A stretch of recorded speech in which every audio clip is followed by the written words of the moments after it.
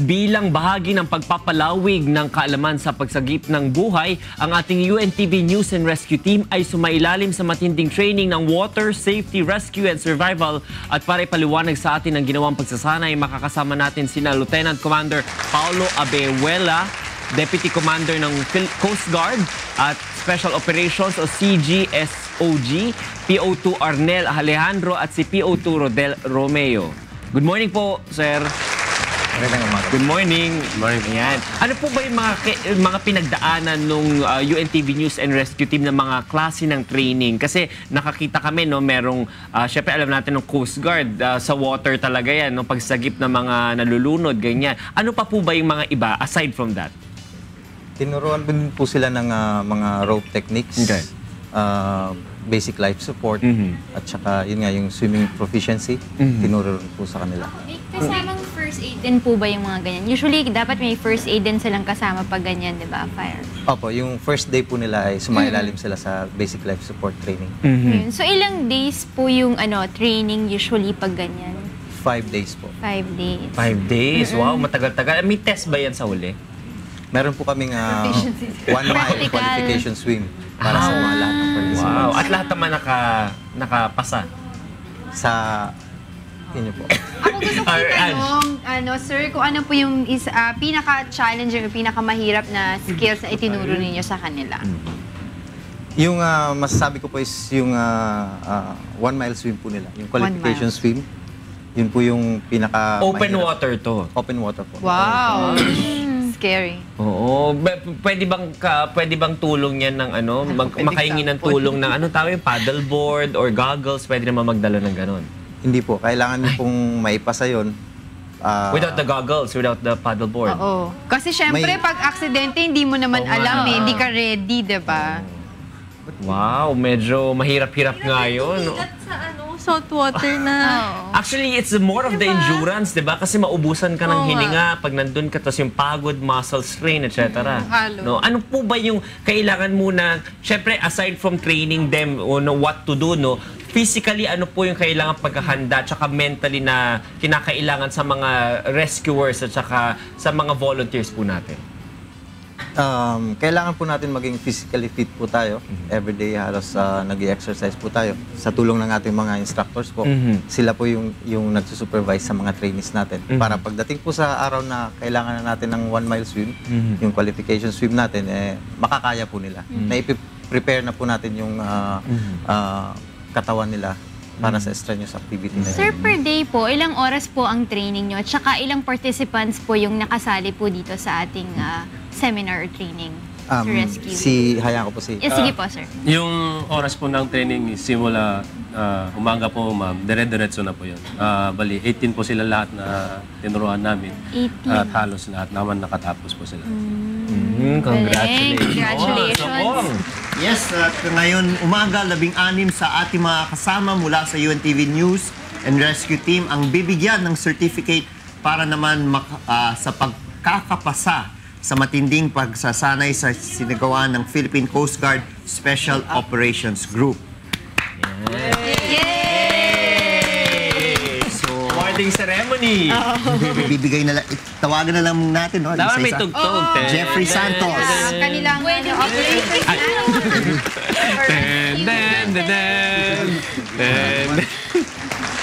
Neat. Chona Hasley V. Perez.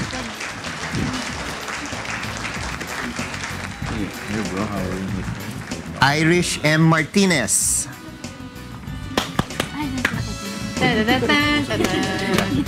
Fernando G. Avante.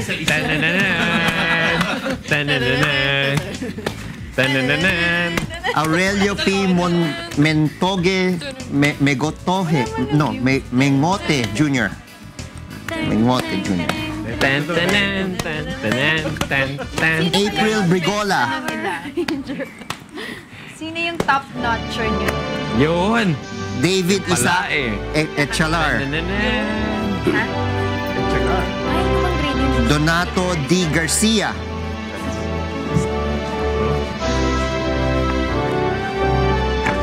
Jesse Galima.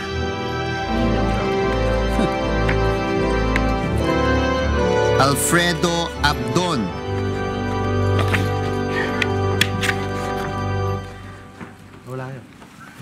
Rolly Demawalo.